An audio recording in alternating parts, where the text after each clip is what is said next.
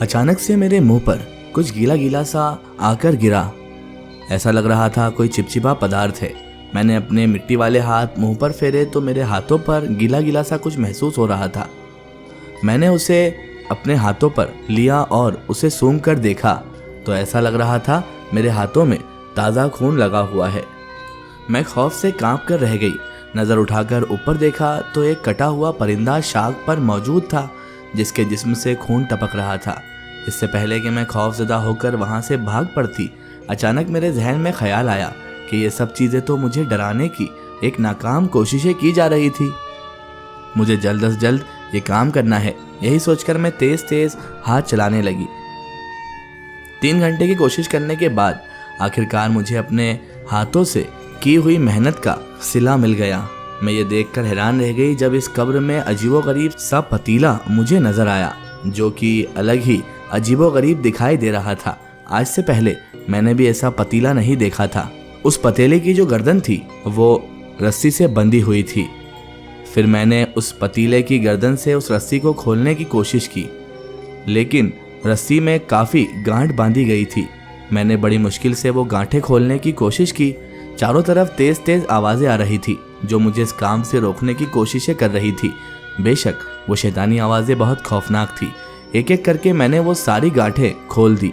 आहिस्ता आहिस्ता वो सारी आवाज़ें आना भी बंद हो गई। कब्र की पूरी मिट्टी ऐसे ही खुली हुई थी। फिर मैंने वो सारी मिट्टी उस गड्ढे के अंदर डालकर ज़मीन की मिट्टी बराबर कर दी। मेरे ऐसे करने से ऐसा लग रहा था जैसे वहाँ कोई कब्र मौजूद ही न थी। मुझे बहुत खुशी हो रही थी। आखिरकार मैंने अपना काम पूरा कर दिया था। मैं जल्दी से हाथ झाड़ कर खड़ी हो गई। अब उस कब्रिस्तान में मैं अकेली खड़ी थी। चारों तरफ आंखें फाड़ फाड़ कर देखने लगी। मैं सोच रही थी कि मैंने अपना सारा काम कर दिया है तो अब जिनज़ादा नोमान आखिर मेरे सामने क्यों नहीं आ रहा है। फिर मैं यूं ही बेमकसद उस कब्रिस्तान से निकलकर जंगल की तरफ जाने लगी। तभी मुझे अपने पीछे जिनजाद नोमान की आवाज़ सुनाई दी जो मुझे रुकने का कह रहा था। मैं हैरत से पीछे मुड़कर उसे देखने लगी। फिर उसे कहने लगी कि मैंने तुम्हारा काम कर दिया है। क्या तुम्हारा बेटा सचमुच उस कैद से आज़ाद हो गया है? वो मेरी बात सुनकर कहने लगा, हाँ, तुमने हमारा साथ बहुत बड़ी नेकी और भलाई का काम किया है।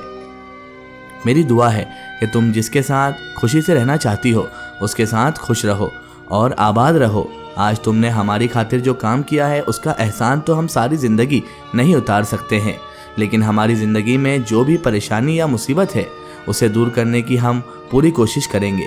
उसका मतलब था कि उसका बेटा दाऊद सच में उस कब्र से आज़ाद हो गया था। वो मज़ीद मुझे कहने लगा कि मेरी दोनों बीवियां अपने बेटे को पाकर निहायत खुश हैं। तुम बताओ, तुम क्या चाहती हो अपने लिए? फिर मैं उस जिन्नात से कहने लगी कि मैं वापस अपने नाजिम के पास जाना चाहती हूँ और उससे दोबारा शादी करके अपनी नई ज़िंदगी का आगाज़ करना चाहती हूँ। लेकिन जिन्नात और इंसान का निकाह होना मुमकिन नहीं, इसलिए तुमने धोखे से जो मेरे साथ निकाह किया है वो बिल्कुल भी जायज़ नहीं था। इसलिए अब तुम्हें ये करना होगा कि तुम किसी ऐसे इंसान को ढूंढो जो इस सिलसिले में मेरी मदद कर सके। फिर वो मुझे कहने लगा कि मैं एक ऐसे अच्छे और नेक इंसान को जानता हूँ। हम सारे जिन्नात उनके मुरीद हैं। अगर मैंने उनसे उस इंसान से तुम्हारी मजबूरी बताकर अगर मदद मांगी वो तुम्हारी ज़रूर मदद करेंगे। फिर मैं उस जिन्नात से कहने लगी कि उतने दिन में घर से गैर हाजिर रही हूँ। नाजिम ने मेरी वजह से बहुत परेशानी उठाई होगी। तुम्हें उसके सामने भी ये सारी बातें बतानी होगी। वो मुझे कहने लगा कि तुम फिक्र ना करो, नाजिम हर रोज़ इसी घर के सामने चक्कर लगाने आता है। वो वहाँ तुम्हें देखने के लिए आता है। तुम इतने दिन से गायब हो, इसलिए वो शदीद परेशानी में मुब्तला है। अगले दिन रात का वक्त था जब नाजिम मुझे देखने के लिए उस घर के सामने आया था।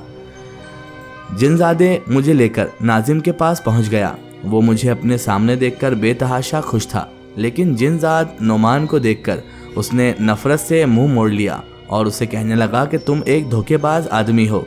तुमने मुझे अपनी मीठी बातों के जाल में फंसा लिया, फंसाकर मुझे बेवकूफ़ भी बनाया। तब मैं नाजिम को कहने लगी कि जिस तरह हम दोनों परेशानी और मजबूरी में थे, इसी तरह यह भी अपने हालात के आगे मजबूर था। नाजिम हैरत से मुझे देख रहा था। फिर मुझे गुस्से से कहने लगा कि लगता है तुम्हें इस शख्स से कुछ ज़्यादा ही हमदर्दी हो गई है। फिर मैं उसे कहने लगी कि नाजिम ये कोई इंसान नहीं बल्कि एक जिनजाद है। फिर मैंने उसे जिनजाद नोमान के सारे हालात से आगाह किया। सारी बातें बताई, उसके बच्चे के बारे में बताया और उसे बताया कि किस तरह वो हमारी मदद करने के लिए तैयार है। मेरी बातें सुनकर नाजिम निहायत हैरत में मुब्तला था। वो भी यही सोच रहा था कि ये सब क्या मुमकिन हो सकता है, क्या ऐसा हकीकत में भी कुछ हुआ है। नाजिम हैरानगी से नोमान को ऊपर से नीचे तक देख रहा था और सोच रहा था कि जिनजात इंसानों जैसे कब से दिखने लग गए। वो भी बहुत हैरानी से नोमान को देख रहा था और नोमान मुझे देख रहा था। मैं इन दोनों को देखकर समझ चुकी थी कि दोनों ही परेशान हैं और एक दूसरे को हैरानगी से देख रहे हैं। नाजिम कहने लगा, मुझे तो यकीन नहीं आ रहा है कि हम दोनों के साथ ऐसा भी हुआ था। फिर जिनजात नोमान नाजिम को कहने लगा कि मैंने तुम्हारे लिए एक ऐसा शख्स ढूंढ लिया है जो तुम दोनों की मदद करेगा।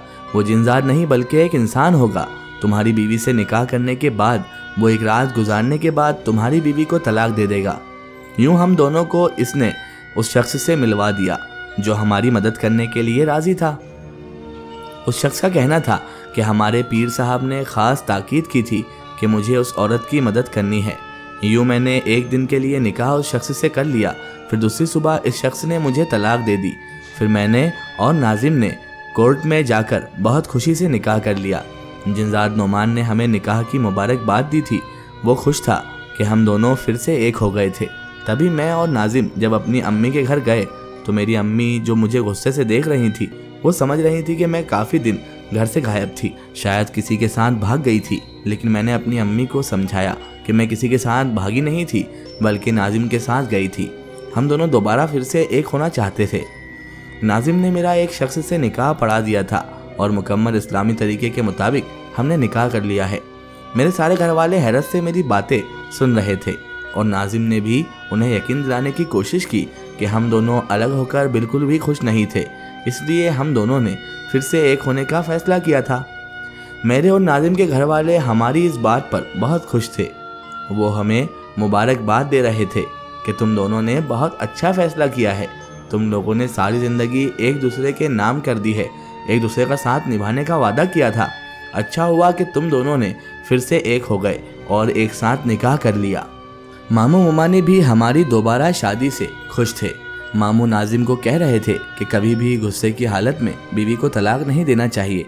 अगर तुम उस वक्त गुस्से की हालत में अपने ऊपर कंट्रोल कर लेते तो आज तुम्हें इन हालात का सामना नहीं करना पड़ता बेटा। इसीलिए गुस्से में कोई भी फैसला नहीं लेना चाहिए। साथ ही वो मुझे समझा रहे थे कि मियाँ बीवी के दरमियान शक जैसी चीज़ें भी नहीं होनी चाहिए। देखो अब तुम दोनों के जज्बाती होने की वजह से दोनों खानदानों को कितनी परेशानी उठानी पड़ी। हम उनकी बात सर झुकाकर सुन भी रहे थे। बेशक वो बिल्कुल ठीक ही कह रहे थे। मेरी और नाजिम की मोहब्बत में पहले से भी ज़्यादा इजाफा हो चुका था। इतने दिन की जुदाई ने ये बात साबित कर दी थी कि हम दोनों एक दूसरे के बिना नहीं रह सकते थे। फिर हमारा दोबारा निकाह कर लेने के ठीक 6 महीने बाद मुझे ये खुशखबरी मिली कि मैं माँ बनने वाली हूँ। मुझे यकीन नहीं आ रहा था कि मेरा बच्चा भी इस दुनिया में आने वाला था। मेरी और नाजिम की ज़िंदगी अब पूरी होने वाली थी। हमें अपनी इन खुशियों का दिल से इस्तकबाल करना था जो हमारी अब मुंतज़िर थी।